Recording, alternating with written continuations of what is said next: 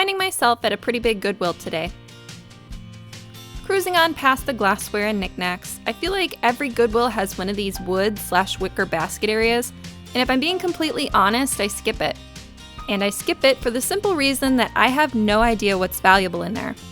But hey, we all have our weaknesses, and identifying it is the first step to getting better. But for now, I'm going to round the corner to something I do know about, which is toys. A lot more organized than the store from my last video, so nothing's going to fall out on the floor when I go to grab something. So far, just a lot of larger plastic toys that aren't worth much. This robot would normally catch my eye because it fits the criteria of being electronic, and electronic usually means pricey.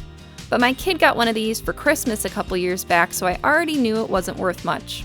When it comes to action figures, I'll take special notice of the 12-inch ones, and video game anything can usually be good, but as soon as I felt these, I could tell they were on the cheapy side, so these Fortnite figs will stay right where they are.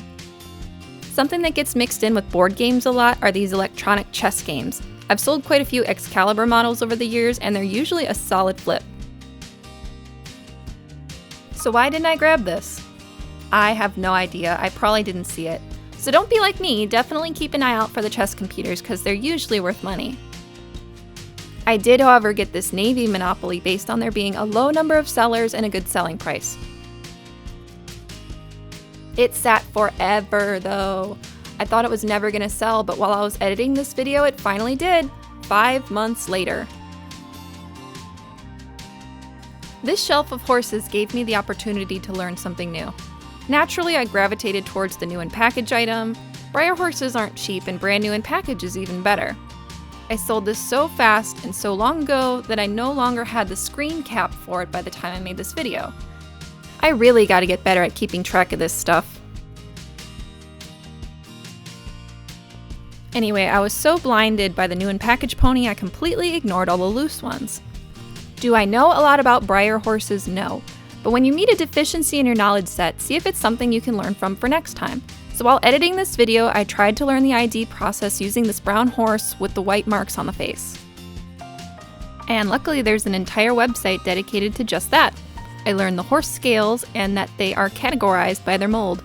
So I clicked on the traditional scale of horse and matched it to the pose this horse displayed, which is the Keen mold. And from there we can match it to the color. Our example horse is number 651, Buckskin Spotted Appaloosa Sport Horse. Perfect eBay-ready keywords. And it does not appear this particular horse had much value, but who's to say about the rest of the pile? Now I know what to do when I come across a Breyer horse. Knowledge acquired. Next, we'll snake around to the general junk and toiletries aisle. Had to snatch this ridiculous Star Trek First Contact gift set. Comps are all over. It doesn't sell often. Star Trek stuff can be very hit or miss, but it was fun and I had to get it. This Estee Lauder Youth Dew perfume would have been cool. Would have.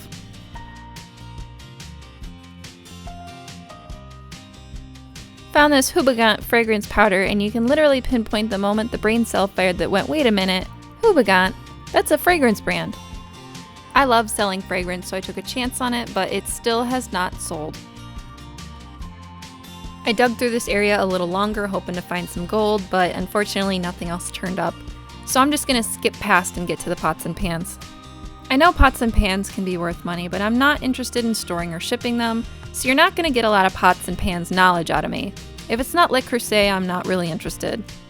Turn around and spot a Pyrex piece that doesn't have much value. Unfortunately, I know for a fact this Goodwill skims all the Pyrex and puts the good pieces on shopgoodwill.com.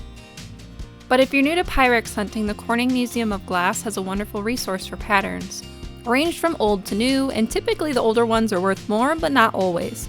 Pieces with lids are worth more, and some lids by themselves can be a great find. Using this resource, we can see our piece was an ombre old orchard from the late 70s. Nothing special, especially without the lid. You'll most likely encounter these guys at the bottom, Shenandoah, Forest Fancies, and Colonial Mist, because they were the last patterns made in 1986. I have a soft spot for Forest Fancies because that's my mom's set and she still has it. Chances are Grandma has some Pyrex laying around. Try spotting it next Thanksgiving. There are other forms of Pyrex that are valuable. I encourage you to search Pyrex on eBay and check out high-dollar completed listings for an idea of what else to look for. As far as non-Pyrex valuable glass, that's somewhere I lack knowledge. I will keep my eye out for glass candle shades with interesting patterns because those tend to do okay. Then I saw this V-Smile set, and if you can find a system with some controllers and a bunch of games for a good price, it's definitely worth flipping. But I think this one had one controller and one game, and wasn't priced particularly attractive. Old blenders, nothing jumping out. I'm not a big fan of kitchen appliances unless it's something special. Some people will buy them to part out, and that can be lucrative if it's the right model, but that's not usually something I deal in. I didn't even bother looking at this Mr. Clean car wash gun. The guns themselves are the least interesting part of the system, and I already have one for sale that's been sitting. But if you can find a complete set with the soap, or just the full-size soaps and filters by themselves, you have found gold. And that's all for this store. On to the next one. This Goodwill is much smaller than the last one. Ignoring the wall of bags. Ignoring the wall of shoes, heading straight to the plush bin. How very typical of me.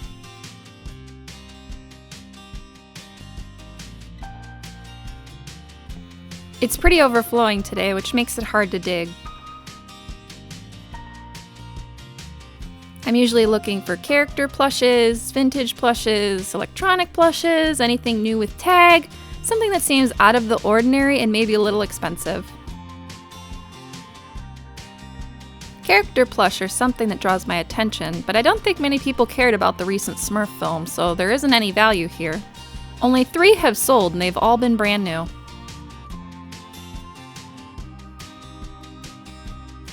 This Paddington fits the bill for a character plush, but it's a Kohl's Cares plush, which retailed for $5, so the majority don't end up being worth anything. Do I still look up Kohl's Cares every time? Yes. Some of them do have value. But I've encountered this Paddington many times before. Fishing rods can absolutely be worth it, but this one was missing the tip, and that's an automatic nope from me.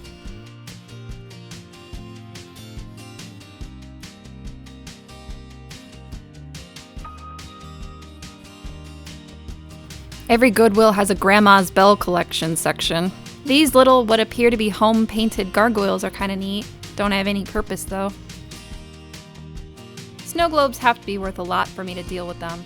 They're heavy and super fragile. If it has an interesting subject matter or is Disney, I'll usually look at it and see if it's worth it. Over here with the binders, I sometimes find vintage Trapper Keepers that sell for $30 and up. Not common, but it's always worth a look. Old technology is a favorite, and sometimes adding machines are worth it. But this is a good example of how to spot a bad buy. 5 machines are listed. The only thing that has sold is a roll of paper for it. In 3 months, not a single machine has sold, so it is not worth it.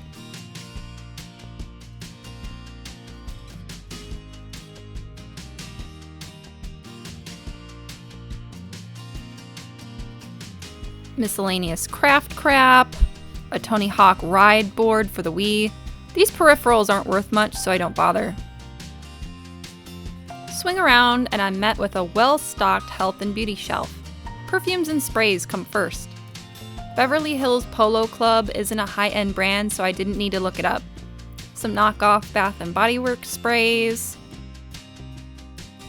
An itty-bitty Britney Spears Curious, all low value. Mango Mandarin pops up so often for me, it's not a Bath & Body Works scent that I tend to buy. But this Rue 21 new in box perfume is absolutely worth the pickup. Boxed perfumes are always worth a look up, but then I get distracted by this huge Mary Kay lot.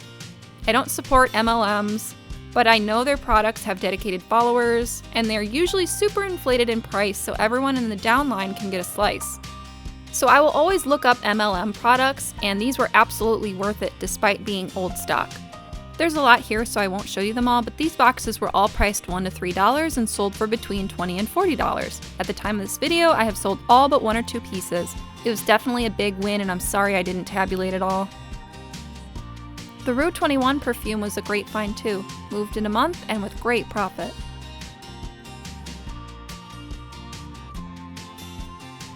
Couple of Radica games. I've sold this flip top poker many times before. It's one of the Radica games that sells super quick. I sold it in 1 day for $14. I believe the other game did not function properly.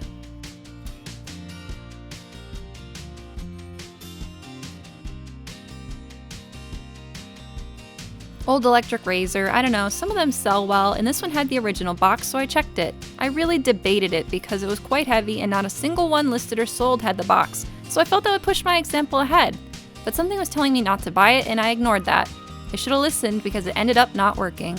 I'm not sure why I didn't grab this watch. It's not worth a ton, but I'd definitely make money off it.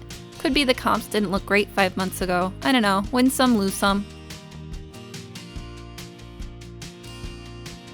This Frogger Carabiner game was another item that I probably could have made money on, but not a lot, and I didn't feel like grabbing it. I'm 0 for 2 in this segment.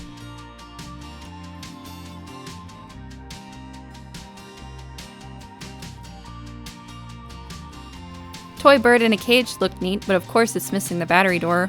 I don't touch things missing the door unless it's like ridiculously valuable. I like my items to be complete and in relatively good condition.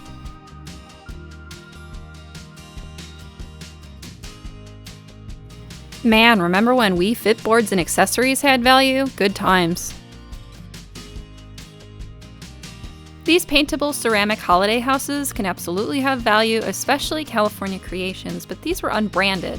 I couldn't even find anything on them in post. I still bet I could have sold them, but I would have had to sit on them until closer to Christmas time. Good idea to keep an eye out for unpainted holiday-themed houses and give them a look up just in case. 0 for 3, yay me! I clearly have no business giving reselling advice. This Goodwill stopped putting games out, they go straight to online auction, but sometimes they mess up and they get put in with DVDs, so I'll take a quick glance. I swear this store has had this same stack of board games for years. It rarely changes and none of them are worth it to me. Guitar Hero guitars and music peripherals in general can have value, but this is the wireless PS2 guitar, and without the dongle, it's not a good find.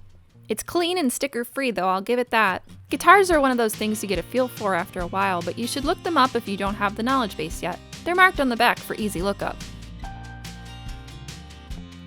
Oh my gosh, get you someone as happy to see you as this woman is to be looking at a reflection of her former life as a folk musician. I mean, just look at that joy.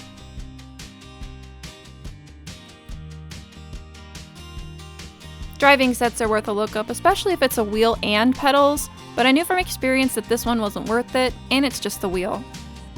Dishes, glassware, maybe some Pyrex mixed in, maybe a cool mug. I don't think I've ever pulled a Starbucks mug out of this store, they just don't turn up. Mug to keep you company while your fisherman husband is away from home?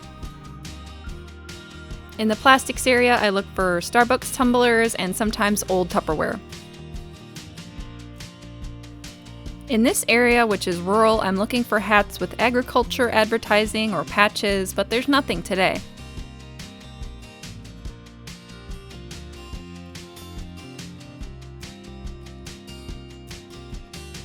I hate the toy setup at this store. It's just bins above the clothes, so when people are looking at clothes, it can be a pain to look at toys. And they always want to fall out when it's full. I didn't buy this Lullaby light show on this trip because I didn't notice it, but I did on a subsequent trip before I went through this footage. You'd be surprised how much some of these vintage, seemingly uninteresting looking baby items end up going for. I needed to take this one apart to fix something inside, and doing so completely ruined the label, but because I have illustration background, I was actually able to recreate the label and stick a new one on, simply because I'm extra like that. A lot of generic looking baby and toddler toys, nothing that looks super expensive or interesting. Going to cut the rest of the toy area because I didn't find a single thing interesting. They tend to stick things they think are expensive in these little cubbies, and I found the most amazing porcelain doll ever. People who follow me on Instagram know I love flipping dolls, but not usually porcelain dolls, so this one came as a surprise. It's a freaking cat dressed up like an emperor. Like, how ridiculous is this? I just had to have it, even though it was $8, which is a lot for this store. If nothing else, this should teach you that interesting subject matter, really weird stuff, and cats especially, can bring surprising sales. And here he is in all his glory. Heritage Mint King Meow. Apparently he comes from the Pet Personalities line, which is an entire line of porcelain anthropomorphic animals dressed up like stuff. King Meow sold in just one day to one very excited buyer. Did I make a ton of profit? No, but this was a fun flip anyway. She left me a feedback indicating that she named him Sam, which is just terrific. Hey, thanks for watching. This concludes the last bit of footage I had before I had my process down, so the next few videos might actually be more informative. Follow me on Instagram, where I tend to post daily stories about the stuff I'm finding thrifting, and I have no set upload schedule, so subscribe if you want to see me pop up again. In the meantime, I hope you get out there, have fun, and find something good.